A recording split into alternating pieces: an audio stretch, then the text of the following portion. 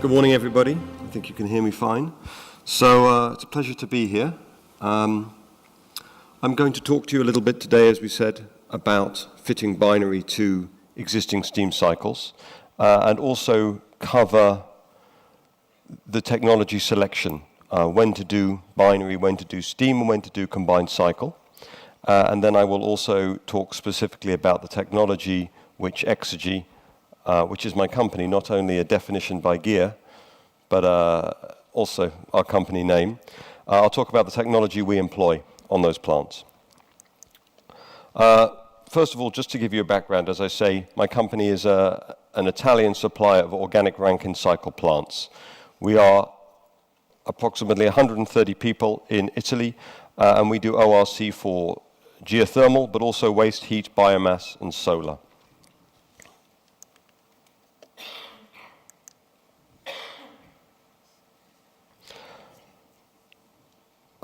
As a company, we do full supply of the cycle, so we design cycles whether they are combined cycle or binary only. We developed our turbine in-house, we manufacture our turbine in-house, and then we supply the complete ORC system. We have units operating as small as 100 kilowatts, and now we're doing single turbines up to about 17 to 20 megawatts. And when you put a generator in the center and do 2 turbines, that can be 25 to 30 megawatts.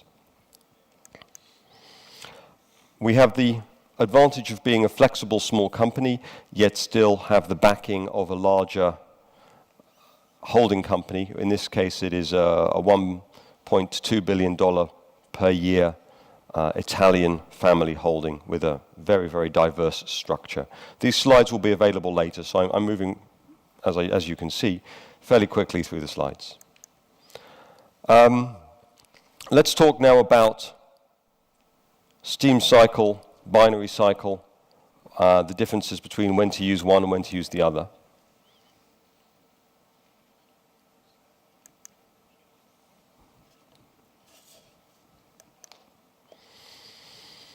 So as you're aware, we have, of course, flash plants, which we've been discussing today. HS Orca have this ORMAT binary system as well, and they have it operating basically in a combined cycle plant, so a mixture of steam turbines, then to binary systems. And it's very interesting that HS Orca have this combined cycle approach to one of their resources. And if we look at where the risks are, today obviously the discussion is about the operation of plants. But if we look at the development of plants, and we look at the other discussions that are going on at this conference, we see that there's always a huge amount of excitement and discussion about developing new resources, about finding new locations and increasing the presence of geothermal around the world. And much in the same way that we look at existing fossil fuel power plants and increasing the efficiency on those, we should also look at existing geothermal plants and look at increasing the efficiency on those. So, geothermal, the biggest risks, the biggest expenses, the biggest difficulties are developing a new resource. So we talk about drilling, the sustainability of the system, permitting, financing and investment where there is the risk. So if you can increase the efficiency of an existing plant, it can frequently be a much better investment than looking for a new plant. We can reduce the risk, we can eliminate any permitting, and also we can simplify financing. Banks are far happier to invest in something which is an existing resource, and it's just an investment in new equipment. Very simply now, looking at the principles of a flash power plant and an ORC power plant, which I'm sure you're familiar with. We have on the left here a flash plant, we have a separator, the steam going to the steam turbine, and we have the liquid going straight into the reinjection. If we look at an ORC plant, we basically are taking the liquid up to the separator, and then we can take a mixture of steam and brine together to a sequence of heat exchangers, which would be here. So this is assume this to be the brine inlet. Ignore that heat exchanger, please. So this would be the heat exchangers here, which would superheat this organic Rankine cycle fluid, and it passes through a turbine. The turbine in its design we'll go into a little bit later, but the advantages of this type of cycle are that this is an inert fluid entering as a gas and leaving as a gas. So compared with what people are used to seeing in Iceland, you're not having any corrosive geothermal fluid passing through a turbine, of course. You're just having this organic fluid passing through the turbine, and that greatly reduces the maintenance on that cycle. How do we combine these two plants together?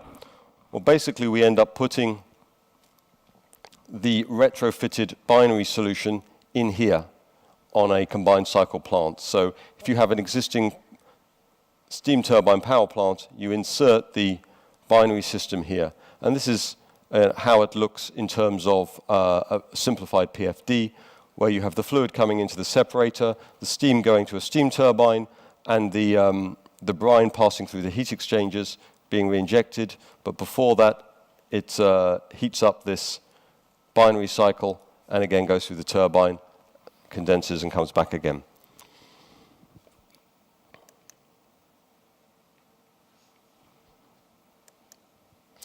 So what we've done here, and these are things really you can look through if you're interested in the slides which are available. We've tried to break down for you when to use binary, when to use combined cycle, and when to use steam. And you'll see that the Icelandic example has been mainly steam only, and that is very appropriate in our opinion. But that doesn't mean in all cases. There are projects in Iceland which would benefit from the addition of a binary system in combined cycle. So here we try and give you approximate limits for the use of the technology. And what I would say is very important to notice is that in recent years, and it's, we have Ormat here as well, of course, the number of players in the market for binary has increased, and that has increased competition and increased efficiency. So maybe 5 years ago, what was seen as a certain cost per megawatt has both decreased as well as efficiency increasing, which leads to the potential of binary really improving in recent years, the potential of it fitting your plant and improving the efficiency of that plant in an economic way. And again, to carry on the same theme, we've put it into just a simple graph format showing you when to use steam, when to use ORC, and when to use them both. So again, this is specific limits which you can look at later, but it is approximate, and every different project has to be looked on its own merits.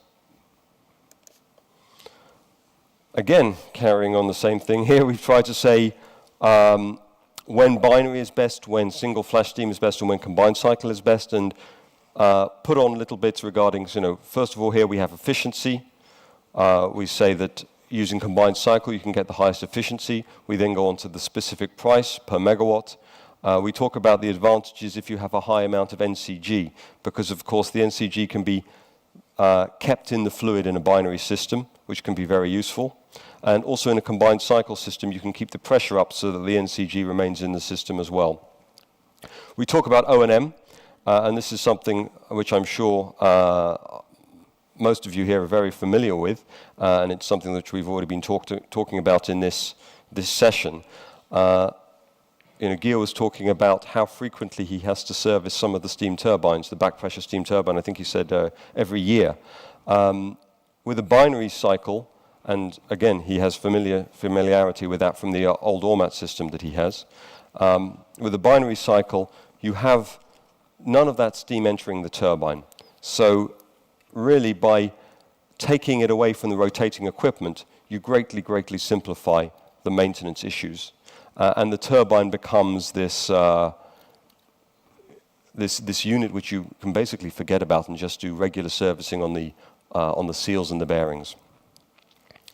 We go through some other items here, so transportation, civil operation, and then finally we end on silica and calcite scaling. And that's something which we have to look at very carefully on a project-specific basis. And I'd say that retrofitting when you're then going to end up lowering the reinjection temperature, this is probably the critical issue. You have to select the reinjection temperature and select the chemical dosing system in a very careful way, and of course with trial, to ensure that you do not in any way damage the operability of an existing plant.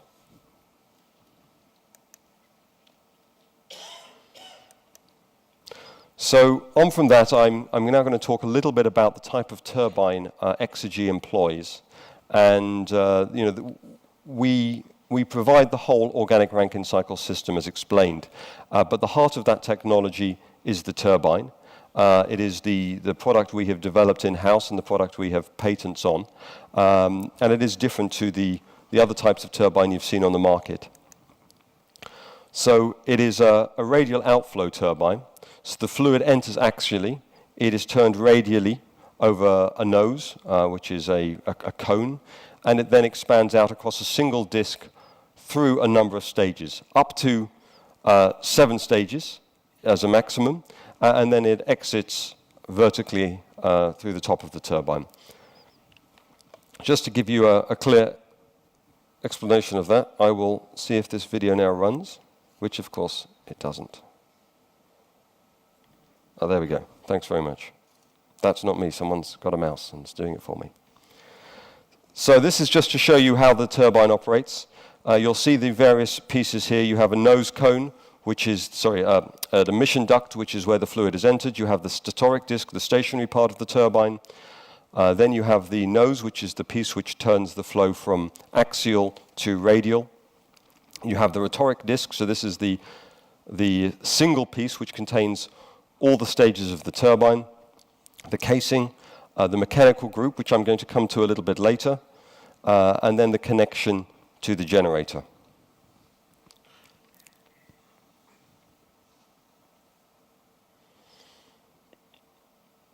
So this will have the organic fluid entering as a gas and exiting as a gas. And it's a low-speed turbine, 1500 RPM, direct coupling to the generator.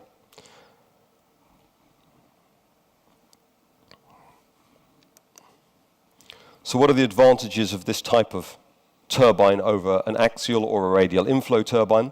Well, first of all, in terms of expansion ratio, you can imagine going from the center of a disk to the edge of a disk, you have a natural expansion out across the disk. And that natural expansion gives us a very good expansion ratio, which is not solely dependent on change in blade height. So the excellent expansion ratio gives us very good efficiency. We also have a single disc which is extremely close to the bearings. Obviously, if you have an axial turbine, the more stages you have, the further you move from the bearings. So if you can have a single disc, you always have your center of gravity close to the bearings and you can minimize vibrations. Also, very simply, having 7 stages gives us a great deal of efficiency at high enthalpy. The more enthalpy you have in a fluid, the more number of stages you want, so as to break that enthalpy drop down to as many stages as possible. And honestly, we found that you would never need any more than 7, and 7 would be in a heat recovery application rather than a geothermal application. But we have done up to 5 on geothermal applications where we've got steam at about 230 degrees centigrade. I also wanted to mention, as this is an operability talk, it's very important that you understand the service requirements on this and how they would differ from a steam turbine. So we've already mentioned that, of course, you don't have the steam entering the turbine directly. This is an organic fluid. So in terms of maintenance on the blades and in terms of maintenance on the turbine, it's really non-existent. It should be non-existent. If you needed to see the blades, you can see that by removing this green piece here, you have access to every single stage, access to every single blade immediately. So there's no digging in to get to the blade. So this is not a split turbine casing, it's a single piece. But what is also important is the only part that you service is this mechanical group. So this contains the bearings, which would be here, and also the sealing system and the oil lubrication system. So the only point in this type of turbine which ever needs replacement or service is the bearings and the sealing system. And in this turbine you can simply remove that and replace it. And here we have a video again which we can just play through if that's okay. Thank you. So this shows how simple it is to extract that mechanical group in a sequence of slides. And this can be done in approximately 4 hours, so a single shift, and it is done without the loss of any fluid from the unit. So the first movement that they make actually is to slide the disc back against the wall of the casing, which seals the organic fluid in the system. So based on that, we can then remove this bearing module, which is also contains, as I said, the oil lubrication system and the sealing, on this green trolley, which is actually built onto the turbine skid, so that you can very, very quickly remove the bearing and replace it with another unit. You can see the modulars slid out. There is the old module, which would then be taken away to a facility for service, and then a second one. We always built 2 units with every turbine would be slid in its place. Obviously, where the gentlemen are standing here, there's going to be a shaft which would connect it to that turbine, to the generator, and that shaft was removable so that you can achieve this access without moving the generator and without moving the turbine. And that's finally the wheel to measure the speed of the turbine. So that shows how quick it can be and how simple it is to do maintenance on an organic Rankine cycle turbine when it has been designed with this maintenance in mind. And that compares extremely favorably against the sort of maintenance you have to do on a steam turbine.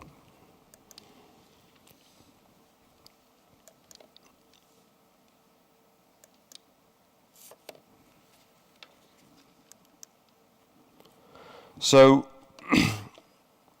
just to finish off, I'd like to show you a few references where these units have been installed. So we've got 293 megawatts of geothermal on our reference list now, some heat recovery and some biomass as well. This is a plant in Turkey called Green Echo. It's a 12 megawatt water-cooled plant operating on fluid of about 135 degrees centigrade. This is another plant in Turkey. This time it is a 12 megawatt plant, air-cooled, operating on 137 degrees Celsius. A smaller plant, but very interesting. This is a 4 megawatt plant. It is the world's first 2 pressure level on a single turbine plant, so it actually has a high pressure and a low pressure on a single organic Rankine cycle turbine. This is again in Turkey, and it's operating on a very low temperature fluid, only 100 degrees Celsius. And this is a combined cycle plant. So this is in Italy. It's only a 1 megawatt plant, but it is a steam turbine, and then with some of the fluid going to a binary system as well. So it is, as we've talked about, it's actually a retrofit of an existing flash plant with an additional binary cycle system. So thank you very much for your attention, and if there's any questions.